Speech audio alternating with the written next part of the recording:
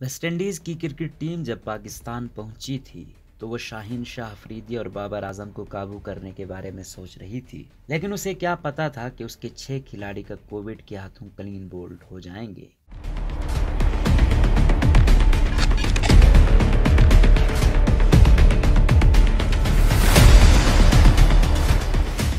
अब्दुल रशीद शकूर के मुताबिक इस मुश्किल सूरत हाल के बावजूद वेस्टइंडीज ने जाते जाते अपने मेजबानों को हैरान करते हुए 3 विकेटों पर 207 रन स्कोर बना दिया। लेकिन बाबर आजम मोहम्मद रिजवान की शानदार बैटिंग ने पाकिस्तान की 7 विकेटों की जीत पर मोहर तस्दीक कर दी।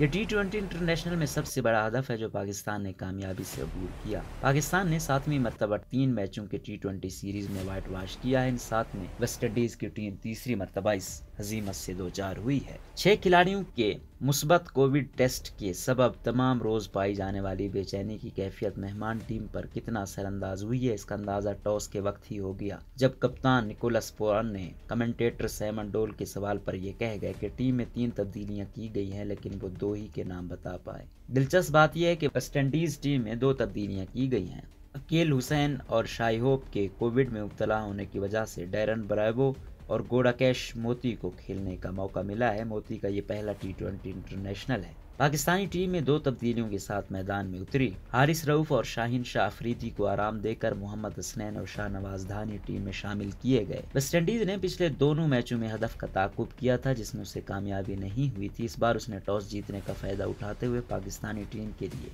हदफ मुकर्रर करने का फैसला किया। वेस्टइंडीज को जिस आगाज की जरूरत थी वो ब्रेंडन किंग की जारहाना बैटिंग ने उसे फराहम कर दिया। उन्होंने नवाज के पहले ही ओवर में 2 चौके लगाए और फिर उन्हीं के दूसरे ओवर में 2 चौकों और 1 छक्के से उनकी तबाही की। मोहम्मद हसनैन भी उनकी जारहत से ना बच सके। मोहम्मद वसीम जूनियर अपने पहले ओवर में इस तूफान को रोकने में कामयाब हो गए। किंग ने सिर्फ 31 गेंदों का सामना किया और 2 चौकों और 2 छक्कों और 7 चौकों की मदद से 43 रन बनाए। इसी इनिंग्स ने वेस्टइंडीज का स्कोर पावर प्ले के 6 ओवर्स में 66 तक पहुंचा दिया। दूसरे ओपनर ब्रोक्स भी पाकिस्तानी बॉलर्स को तगनी का नाच नचाते रहे। वो 27 के स्कोर पर मोहम्मद नवाज की विकेट बन पाते, लेकिन लॉन्ग ऑन पर हसनैन और इफ्तिखार यही सोचते रह गए कि किसने कैच लेना है। इसका फायदा उठाते हुए ब्रोक्स 49 रन बना गए, जिसमें 2 चौके और 4 छक्के शामिल थे। शादाब खान जैसा जहीन बॉलर भी उनसे खुद को ना बचा सका, जिनके दूसरे ओवर में 3 छक्कों ने शायकीन के मामूली तादाद में दिलचस्पी पैदा कर दी। कप्तान निकोलस पुरान ने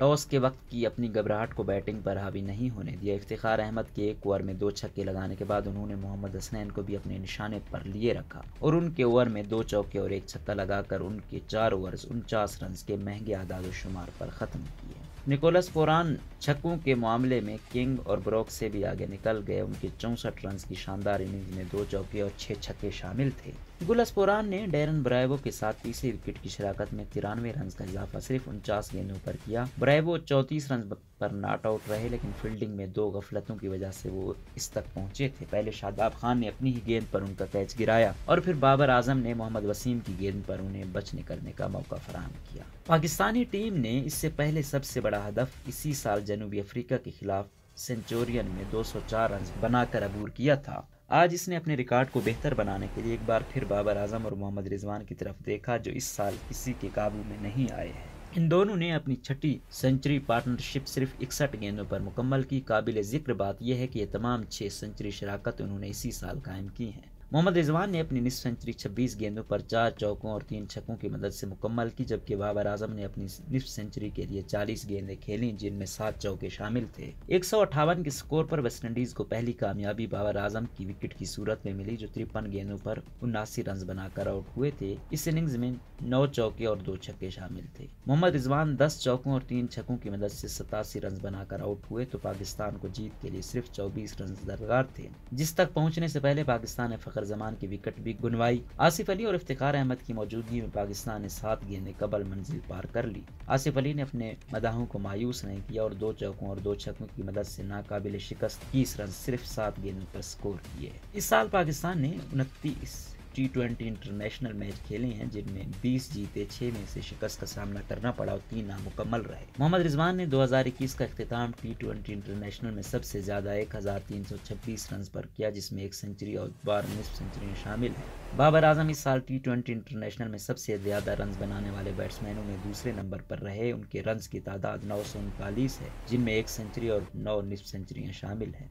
सोशल मीडिया पर भी पाकिस्तान की जीत का जश्न मनाया जा रहा है। अक्सर सार्फिन बाबर आजम और मोहम्मद रिजवान की जोड़ी को दाद दे रहे हैं। फिरोज कहते हैं कि इनके लिए ये कहना बहुत मुश्किल है कि मोहम्मद रिजवान और बाबर आजम में से कौन बेहतर है। दोनों रिजवान और बाबर पाकिस्तान के लिए मैच विनर्स हैं। मजहर अरशद बताते हैं कि पाकिस्तान ने T20 इंटरनेशनल में 4 मरतबा 150 की पार्टनरशिप की है। चारों मरतबा ये बाबर और रिजवान के दरमियान हुई। डैनियल अलेक्जेंडर ने तंज़िया अंदाज में कहा कि बाबर और रिजवान की मैच विनिंग पार्टनरशिप 2017 में चैंपियंस ट्रॉफी के फाइनल में इंडिया की 158 ऑल आउट को खराज तहसीन पेश करता है। आतिफ नवाज ये सोच रहे हैं कि रिजवान T20 के बेहतरीन बल्लेबाज हैं, हालांकि वो एक ऐसी टीम का हिस्सा है जिसमें बाबर आजम भी हैं। यहाँ तक कि उन्होंने बाबर आजम को T20 क्रिकेट का डॉन ब्रैडमैन कह दिया है।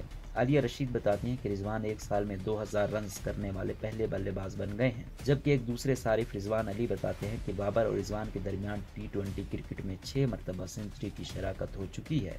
इंडियन सारे भी पाकिस्तान की कारकर्दगी पर उन्हें दाद दे रहे हैं। मेहरान कहते हैं कि उन्हें मालूम नहीं था कि धानी के पास पेस भी है, वो बहुत अच्छा खेलने की सलाहियत रखते हैं और उनका रवैया भी बहुत उम्दा है। जबकि एक सारिफ ने ताज्जुब से पूछा कि पता नहीं ये लोग आसिफ अली को क्या खिला रहे हैं, वो इंतहाई कम कोशिश के साथ छक्के लगाते हैं।